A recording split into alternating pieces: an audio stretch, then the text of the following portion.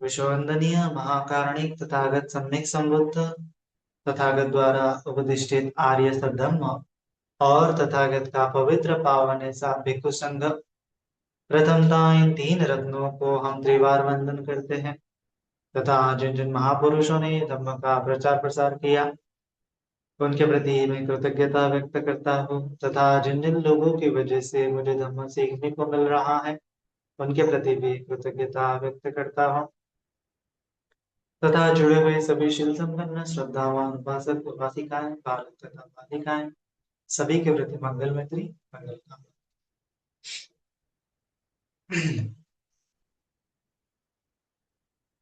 तो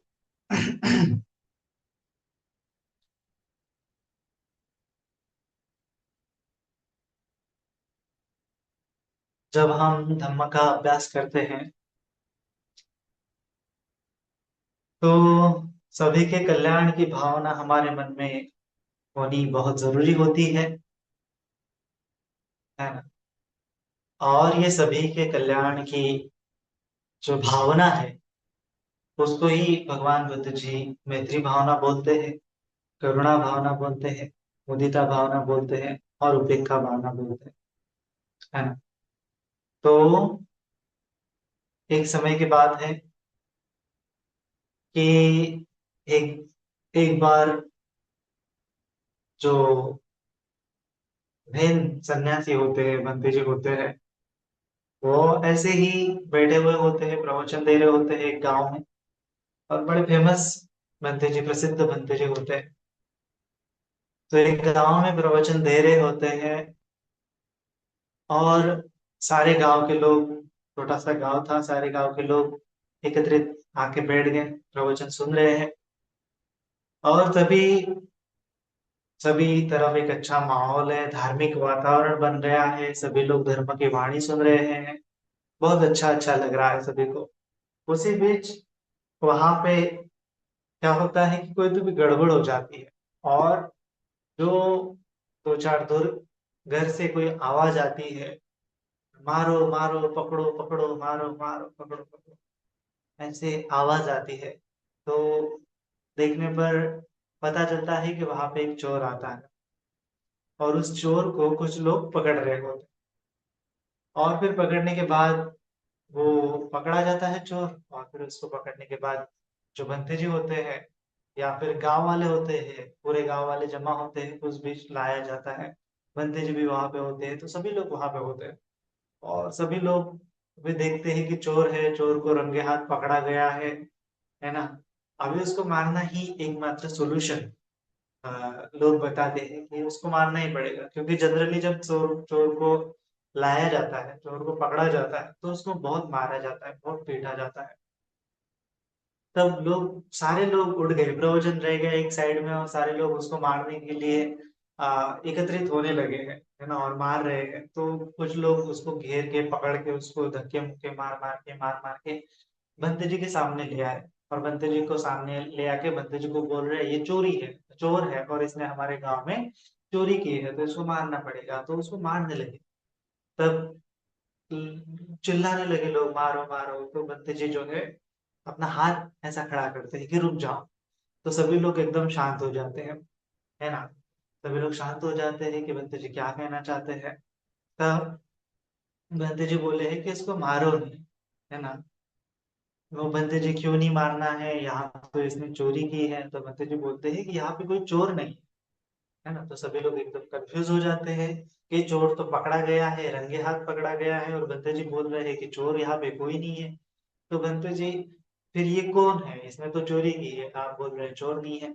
तब बंते जी बोलते हैं कि ये तो एक गरीब, एक बहुत ही गरीब निर्धन परिवार से आया हुआ साधक है, और ये धम्म मार्ग पर अभी आगे बढ़ा ही नहीं है ना। अभी ये गरीब है, जिस प्रकार से गरीब होने के कारण ये चोरी कर रहा है, उसी प्रकार से ये गरीब है। अभी उसको साधना का कोई पता नहीं है, साधना का धन भी इसके पास नहीं है, तो इस अर्थ में भी वह गरीब है ना। तब लोग बोल रहे हैं कि नहीं नहीं, चोरी है, चोरी है, मारना पड़ेगा मारना पड़ेगा। तो भक्त जी बोलते हैं कि ये जो मारने से है ना, इस चोर को मारने से क्या होगा, है ना। और बहुत बार हम क्या कर लेते हैं, हम जज कर लेते हैं। और हमारा पूरा जो समाज होता है, समाज का स्ट्रक्चर ऐसा होता है कि समाज में बहुत सारे जज बैठे हुए होते हैं, और वो जज क्या करते हैं, दूसरे लोगों को जज कर देते हैं। है ना, जज करना मतलब कि उसको बोल देना, छिक्का मार देना कि ये चोरी है, यानी ये ऐसा ही करता है, वो ऐसा ही करता है।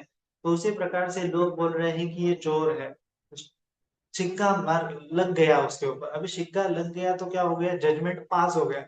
अभी जजमेंट पास होने के बाद क्या होता है, डायरेक्टली पनिशमेंट, कि डायरेक्टली उसको पनिशमेंट मिलनी चाहिए। और बहुत बार हम क्या कर लेते हैं, हमारे डे टू डे लाइफ में भी हम ऐसे जज बन जाते हैं, और जज बन जाते हैं, और हम सभी लोगों को चाहते हैं कि इसको पनिशमेंट मिले, इसको पनिशमेंट मिले। है ना, ये ऐसा करता है, ये बहुत क्रोधी है, इसको पनिशमेंट मिलनी चाहिए। है ना, ये मेरे साथ बुरा व्यवहार करता है, इसको पनिशमेंट मिलनी चाहिए। जजमेंट दे देते हैं, हम पहले ही तय कर लेते हैं ये बुरा इंसान है और इसका बुरा ही होना चाहिए, इस प्रकार से। है ना। लेकिन भगवान बुद्ध जी की शिक्षा ऐसा हमें बिल्कुल भी नहीं सिखाती है।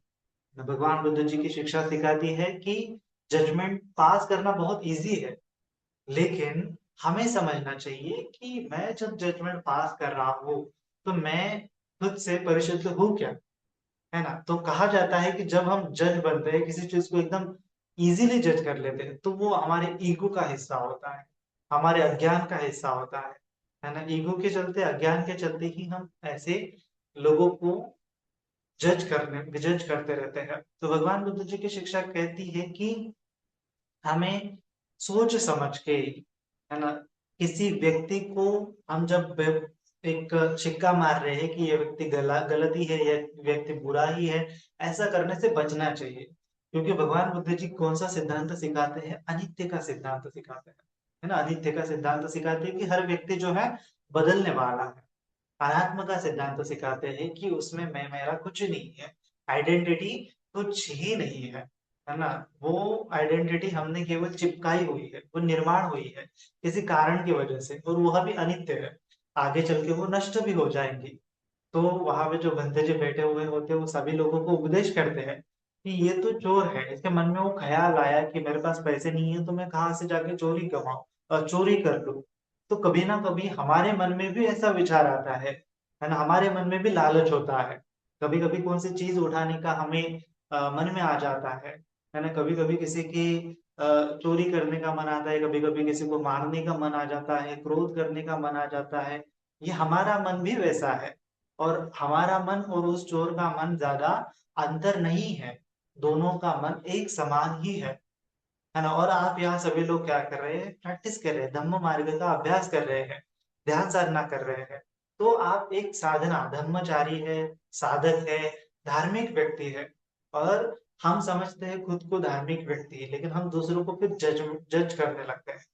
तो हमें भी समझना चाहिए कि दूसरे व्यक्ति के मन में भी क्या है, धम्म का अंकुर है, दूसरा व्यक्ति भी बदल सकता है। अगर हमने आज उसको अवसर नहीं दिया तो ये आगे चल के और भी ज्यादा चोरी करेगा। तो इसीलिए बंदे जो उसको बोलते हैं, वो चोर जो है एकदम किसी से बात नहीं करता, है ना, एकदम वो जमीन की तरफ देखता ही रहता है, क्योंकि उसको पता होता है कि अभी लोग तो मुझे मारने ही वाले हैं। लेकिन बंदे जो बोलते हैं इसको छोड़ दो, इसको जाने दो, इसको अपना काम करने दो, ये जल्दी ही धम्म में आगे आगे बढ़ेगा, ये व्यक्ति खुद को बदल देगा आगे आगे चल के। तब वो चोर को लगता है कि ये तो मेरे साथ पहली बार हुआ है ना, जहां जहां मैं पकड़ा गया हूँ वहां वहां तो मुझे कितनी जोर से मारा गया है, यहाँ तक कि मुझे पुलिस के हवाले भी कर दिया है ना, राजा के हवाले भी कर दिया है, लेकिन मैं वहां से छूट गया, न जाने कितनी बार हुआ है ना। तो भंते जी बताते हैं, प्रवचन देते रहते हैं कि हमारे साथ ऐसा घटित होता ही रहता है। मानो भंते जी एक प्रकार से उसके मन की बात पढ़ रहे हैं और उसको बता रहे हैं कि किस प्रकार से हम क्या करने लगते हैं, भागते रहते हैं, और हमारे मन में जो विकार होते हैं वो कभी निकलते ही नहीं। तो हमें क्या करना है, खुद को भी बदलने का एक अवसर देना है, खुद को भी बदलने का एक मौका देना है, और दूसरों को भी बदलने का एक मौका देना है। जिस प्रकार से हम अगर धम्मचारी है, धम्म का अभ्यास कर रहे हैं, हमसे गलती होती है तो हम क्षमा याचना करते हैं, कुछ तो भी मार्ग ढूंढते हैं कि हमारी गलती जो है सुधर जाए। है ना, कोई ना कोई तरीका खोजते हैं। क्या मैं मैत्री भावना करूँ, क्या मैं कहीं दान दे दूं, क्या मैं कोई पुण्य कर्म कर लूं, क्या करूँ कि मेरा जो अकुशल है, मैंने जो पाप किया है वो धुल जाए, है ना। तो ऐसे हम मार्ग खोजते रहते हैं, तो क्यों ना एक मौका हम दूसरों को भी दें। तब उस चोर को रियलाइज हो जाता है कि ये जो सामने भिक्षु बैठा है, कोई सन्यासी बैठा है, ये तो बहुत बड़ा सज्जन लगता है, कोई महान व्यक्ति लगता है। और फिर वो चोर, उसके मन में कहीं ना कहीं वो फूटने लगता है कि मैंने कभी अपने ऊपर काम नहीं किया, ये सभी लोग अभी धर्म का काम कर रहे हैं, और बंदे जी भी बोल रहे हैं मैं एक साधक हूँ, लेकिन बहुत कच्चा हूँ अभी, है ना। तो मुझे भी क्या करना चाहिए, साधना में पक्का बनना चाहिए। ऐसा उस चोर के मन में चल रहा होता है। और फिर बंदे जी गांव वालों को बोल के उस चोर को छोड़ छोड़ देते हैं। तो वो व्यक्ति चोर, तो जो चोर है, फिर वो छूट जाता है, फिर आगे चल के वो अच्छा आदमी बन जाता है, वो कभी चोरी नहीं करता। तो कहने का मतलब, कहानी का तात्पर्य यह है कि हमें दूसरों को एक मौका देना चाहिए, है ना, एक अवसर देना चाहिए सुधरने का। अगर हमने किसी व्यक्ति को सुधरने का अवसर ही नहीं दिया तो व्यक्ति सुधरेगा कब, है ना। तो हमें क्या करना चाहिए, दूसरों को करुणा करते हुए उसको एक अवसर देना चाहिए। हमें जज किसी को जज करने से पहले थोड़ा सा सावधान होना चाहिए, और वहां पे रोक लगानी चाहिए हमारी मेमोरी को, हमारी बुद्धि को, कि हमें किसी को जज नहीं करना है। क्योंकि जज करना बहुत इजी है, जज करना बहुत इजी है, लेकिन किसी के कल्याण के लिए विचार करना बहुत मुश्किल है। जैसे कि भगवान बुद्ध जी जो है, अंगुलीमाल डाकू को अगर जज करते सभी लोगों की तरह, ये डाकू है, ये डाकू है, इसका कुछ हो नहीं सकता, तो भगवान जी उसको कभी सुधर नहीं सकते थे। लेकिन भगवान जी का वो ईगो नहीं था, अज्ञान नहीं था, वो जानते हैं कि हर व्यक्ति बदल सकता है। तो वो बड़े आत्मविश्वास के साथ, बड़ी श्रद्धा के साथ एक होप लेके अंगुलीमाल की तरफ जाते हैं, और उनको सुधरने का एक मार्ग बताते हैं, है ना, कि फलाना फलाना चीजें त्याग दो तो तुम्हारा कल्याण हो जाएगा, और वह व्यक्ति सुधर जाता है आगे चलते। तो इसी प्रकार से हमें क्या करना चाहिए, किसी का कल्याण केवल और केवल पनिशमेंट देने से उस चोर का कल्याण नहीं होने वाला है ना। केवल और केवल पनिशमेंट देने से कोई सुधरने वाला नहीं है।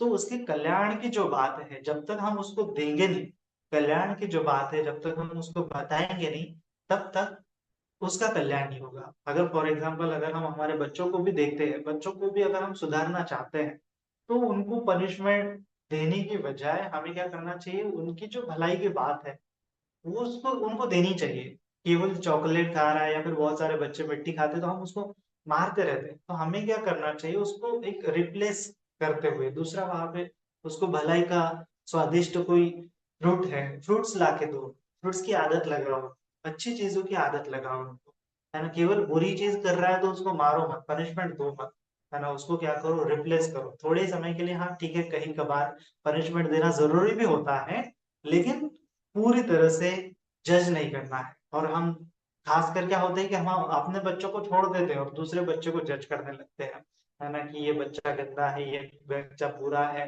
ना, ये बच्चा फलाना है ना। ऐसा होता है, हम लोगों को भी जज करते हैं, ये इंसान ऐसा है, ये इंसान ऐसा है। तो हमें क्या करना है, जज करने से रोकना चाहिए, और वहां पे उसके कल्याण की जो बात है, उसके भलाई की जो बात है, उसको आगे बताना चाहिए कि ये करो तो तुम्हारा कल्याण हो जाएगा, ध्यान साधना करो तो तुम्हारा कल्याण हो जाएगा, शील पालन करो तो तुम्हारा कल्याण हो जाएगा। इस प्रकार से हमें सोचना चाहिए, है ना। किसी भी व्यक्ति को चाहे समझो एक आधा व्यक्ति तुम्हारे साथ भी बुरा व्यवहार कर रहा होता है, तुम्हारे साथ भी अगर बुरा व्यवहार कर रहा है तो वो भी बदल जाता है। ऐसा भाव मन में रखना चाहिए कि हाँ, पिछले साल उसने मेरे साथ बुरा व्यवहार किया था, तो इस साल में हम क्या करते हैं, बुरा व्यक्ति है, मेरे साथ बुराई करेगा, बुराई करेगा।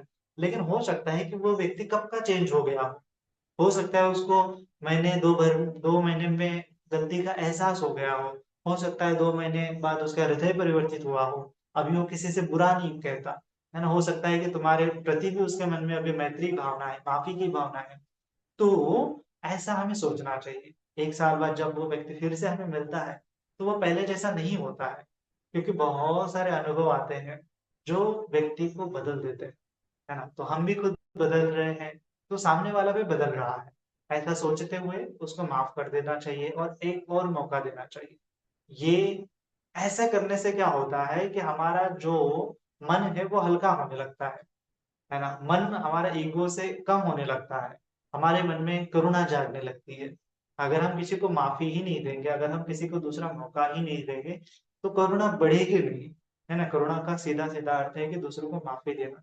मैत्री का सीधा सीधा अर्थ है कि दूसरों को मदद करना, चाहे वो हमारा दुश्मन भी हमारे सामने मदद की भाव भीख लेके आता है, तो उसको मदद करनी चाहिए। है ना? इस प्रकार से भगवान जी धम्म सिखाते हैं। नहीं वेरे न वेर समन्वित कुदाचनम, अवेरे नित संबंधी ऐस धम्मो सनातनम। कि वैर से वैर कभी खत्म नहीं होगा, मैत्री से ही वैर खत्म होने वाला है, करुणा से ही वैर खत्म होने वाला है। तो कहीं ना कहीं जब हम जजमेंट पास कर रहे हैं, तो उसमें हमें सोचना चाहिए कि ये जजमेंट मैं कर रहा हूँ, दे रहा हूँ, इसमें करुणा है क्या? है ना? इसमें मैत्री भावना है क्या? यानी इसमें सामने वाले व्यक्ति का हित छुपा है क्या? इस प्रकार से हमें सोचना चाहिए। है ना? ये बात तो है। और दूसरी बात ये है कि अगर बहुत बार क्या होता है कि हमें पनिशमेंट पनिशमेंट पनिशमेंट इन सब चीजों का है। पुराने जमाने की अगर बात करेंगे, जैसे मैंने सुना है कि सम्राट अशोक के टाइम में क्या होता था कि उस टाइम में भी अ, राजा था, कैद थी, जेल होती थी, पनिशमेंट थी, ये सब चीजें थी, किसी को फांसी वगैरह होती थी। तो सम्राट अशोक के टाइम में ऐसा होता था कि लोगों को जेल में तो भेज दिया जाता था, लेकिन उनको फांसी की शिक्षा नहीं दी जाती थी, उनको दूसरा मौका दिया जाता था बोलते हैं। और वहां पे जेल में उनको साधनाएं सिखाई जाती थी, ध्यान साधनाएं सिखाई जाती थी। और फिर ध्यान साधना करते करते वह व्यक्ति क्या हो जाता था, श्रोतापन्न हो जाता था, कोई सकृदागामी हो जाता था, कोई अनागामी हो जाता था। तो जो भंते जी लोग हैं उनको साधना सिखाते थे, और भंते जी लोग जानते थे कि व्यक्ति श्रोतापन्न बन गया। श्रोतापन्न बन गया तो उसकी साधना माफ, वो सॉरी, उसकी जो कैद है, उसका जो गुनाह है वो माफ हो जाता था, उसको बाहर छोड़ दिया जाता था। क्योंकि अभी वो श्रोतापन्न बन गया है, वो कभी पंचशील का खंडन नहीं करेगा, चाहे कितना भी हो जाए, चाहे उसका प्राण तक चला जाए, लेकिन वो पंचशील का खंडन नहीं करेगा। तो इसीलिए वो कैदी जब वो श्रोतापन्न बन जाता है, तो वो मतलब उसको छोड़ दिया जाता था। तो इस प्रकार के जो सिस्टम है भारत देश में थी, ऐसा इतिहास है। तो आज भी ऐसा होना चाहिए। है ना? आज भी लोगों को सुधारने के ऊपर फोकस करना चाहिए, ना कि लोगों को जज करने के ऊपर। है ना? तो ये बात हमेशा ध्यान रखना है, क्योंकि ये सोशल मीडिया के जगत में हम क्या कर लेते हैं, बहुत जज करने लगते हैं। सोशल मीडिया के जगत में क्या होता है कि हमें रियलिटी दिखती नहीं है, केवल जो दिखाया जाता है वही हमें दिखता है।